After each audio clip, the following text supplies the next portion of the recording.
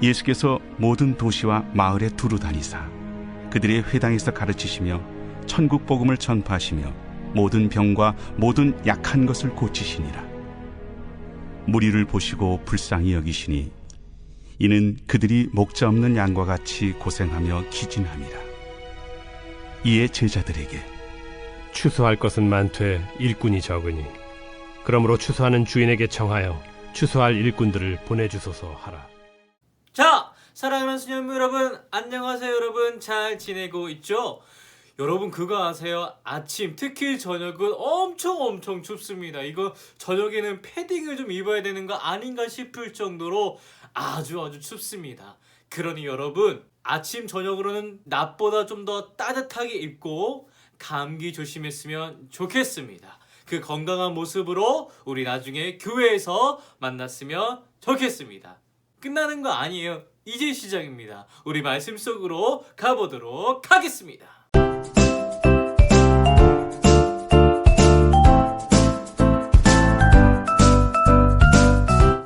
시기적절한 때를 잡고 못 잡고는 우리 삶에 많은 영향을 줍니다. 시험을 본다고 가정합시다. 시험 시작이 10시인데 이 시험장에 도착하는 시간이 10시 5분이라면 시험 자체를 치를 수 없습니다. 시기적절한 때를 놓쳤기 때문입니다. 그리고 종료 시간, 시험 종료 시간이 11시라고 가정합시다. 그런데 11시가 지났는데도 계속 시험 문제를 푼다면 이제껏 풀어왔던 그 시험 문제 자체, 시험 점수 자체가 빵점이 될 수도 있습니다. 우리 이번에는 라면을 같이 좀 끓여볼까요? 라면을 먹기 위해 우리가 물을 올려놓습니다. 그런데 TV를 보느냐고 그 사실을 잊어버린 거죠. 그러면 물은 다 쫄아들고요. 심지어는 이 냄비가 다 타서 화재가 발생할 수도 있습니다. 이번에는요, 선물을 받아보도록 하죠. 다음 주에 일찍 오는 친구들에게, 소년부에 일찍 오는 친구들에게 선착순으로 선물을 준다고 가정합시다. 매주 주위 일찍 왔던 친구였는데 하필 그날 이 낮잠을 잔 거죠. 그래서 늦게 왔다면 이미 선물은 다 사라졌죠. 이미 다른 친구들이 가져갔죠. 자, 그래서 우리가 그 시기를 놓친다면 우리는 우리의 삶에서 불이익을 당할 수도 있습니다. 그래서 우리가 불이익을 당하지 않으려면 우리가 있어야 할 그 자리에, 있어야 할 그 시간에 우리가 있어야 합니다. 오늘 예수님께서도요, 우리에게 때, 아주 시기적절한 그 때를 말씀하고 계십니다. 그 때는 바로 추수할 때인데요. 예수님께서 어떤 배경에서 이런 말씀을 하셨는지 우리가 먼저 알아보도록 하겠습니다. 35절의 말씀입니다. 예수께서 모든 도시와 마을에 두루 다니사 그들의 회당에서 가르치시며 천국 복음을 전파하시며 모든 병과 모든 약한 것을 고치시니라. 예수님께서 하신 일이 이렇습니다. 그것은 하나님의 나라를 전파하시면서 하나님의 나라가 어떤 나라인지 직접 보여주고 계셨습니다. 하나님의 나라는 하나님이 왕이심을 인정하는 나라이고, 그리고 그 왕이신 하나님께서 인간의 모습으로 이 땅에 내려오셨는데 그분이 바로 예수님이십니다.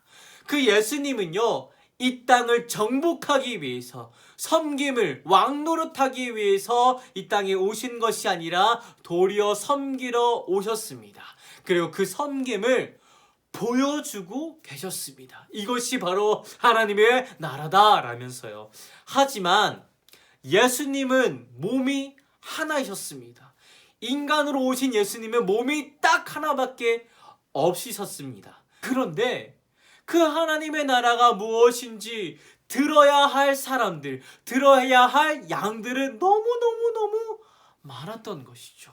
자, 여러분, 여기에 구슬 1000개가 있다고 가정합시다. 보이시죠? 여러분 보이시잖아요. 그죠? 자, 이 1000개를 유년부가 사용해야 한다고 합니다. 그래가지고 전도사님이 소년부실에 있는 이 구슬 1000개를 유년부 전도사님에게 갖다 드리려고 하는데 어머나 세상에 어떡해.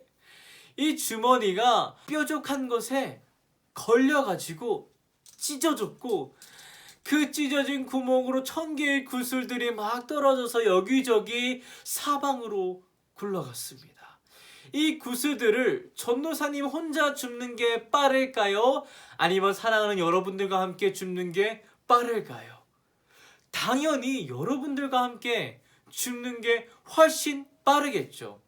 예수님의 상황과 비교하기에는 아주 매우 사소했습니다. 작은 일이었어요. 하지만 예수님께서도 이런 마음이 드셨을 것입니다. 게다가 그 무리들, 예수님 곁에 있던 그 무리들은 목자가 없는 양처럼 방황하고 있었음을 알 수가 있습니다. 36절의 말씀입니다.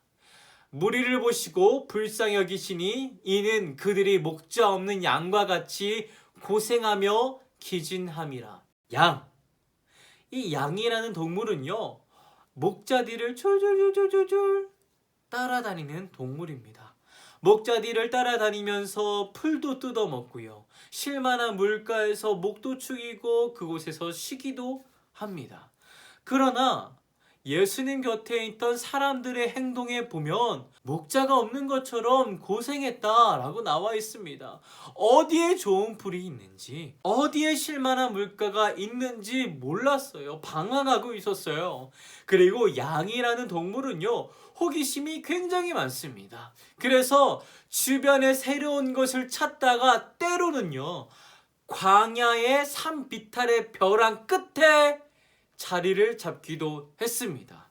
그 벼랑 끝에 서 있는 그 양은 안타깝게도 죽을 확률이 굉장히 높았다고 합니다.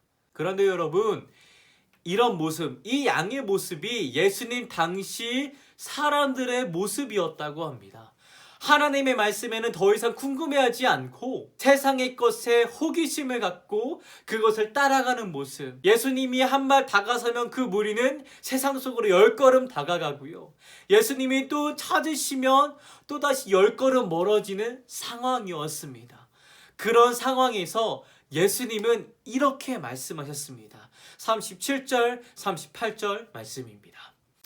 이에 제자들에게 이르시되 추수할 것은 많되 일꾼이 적으니 그러므로 추수하는 주인에게 청하여 추수할 일꾼들을 보내주소서 하라 하시니라.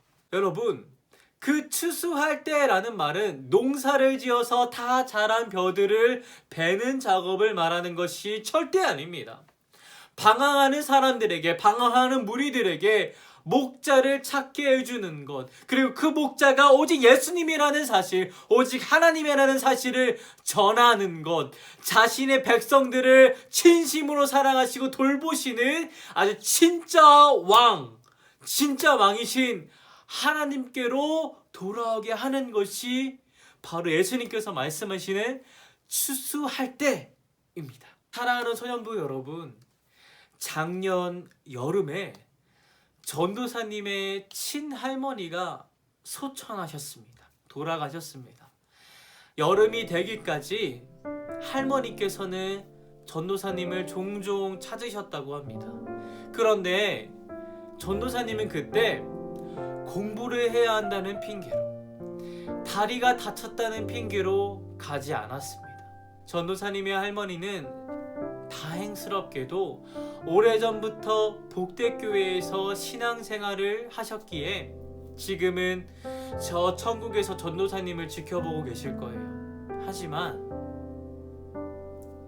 전도사님은 여전히 그 마음이 남아 있습니다. 이미 숨을 거두신 할머니의 모습을 뵀었을 때 얼마나 죄송스러운 마음을 가졌는지 모릅니다. 그리고 여전히 그 죄송스러운 마음이 있습니다. 하나님의 자녀, 하나님의 자녀인 우리 할머니, 저희 할머니가 떠날 때 이 마지막 인사를 하지 못한 것도 마음에 남아있는데, 하물며 하나님을 만나지 못하고 떠난 이들을 마주한다면 어떨까요? 여러분, 예수님은요, 하나님을 모르는 사람들을 바라보시면서 불쌍히 여기셨다고 말씀하셨습니다. 이 불쌍히 여겼다는 말은 단순하게 마음이 아팠다라는 것이 아니라 몸둘 바를 알지 못했다, 너무나도 고통스러웠다 라는 의미가 담겨 있습니다. 사랑하는 소년부 여러분, 우리도 예수님의 마음을 배워야 합니다. 우리도 아직 하나님을 모르는 주님의 자녀들에게, 아직 예수님의 사랑을 모르는 주님의 자녀들을 바라보면서, 이 사회를 보면서 예수님의 마음이 있었으면 좋겠습니다. 우리가 그 예수님의 마음을 품고 추수할 때임을 기억합시다. 여러분, 하나님께서 우리에게 오늘을 주신 것은 추수하라고 주신 것입니다. 하나님의 나라를 전하라고 주신 것입니다. 여러분, 어리다고요? 어린 나이라고 못할 것이다 라고 생각하지 않습니다. 우리 소년부도 할 수 있습니다. 옳은 말만 합시다. 여러분, 말씀을 통해 하나님의 뜻을 알고 기도하면서 옳은 행동만 합시다. 사람들에게 있어서 이웃을 사랑하는 말을 하면서 선을 행합시다. 우리를 통해 하나님의 나라가 선포되고 있으면서 하나님의 나라가 넓혀지고 있습니다. 하나님께서 우리를 부르십니다. 하나님의 나라가 필요한 자리에 알맞은 인재인 우리들을 부르고 계십니다. 하나님만을 바라보면서 우리에게 주신 그 미션, 추수하라고 주신 그 미션, 그 하나하나 감당해 나가는 우리 소년부가 되기를 전도사님이 기도하고 응원합니다.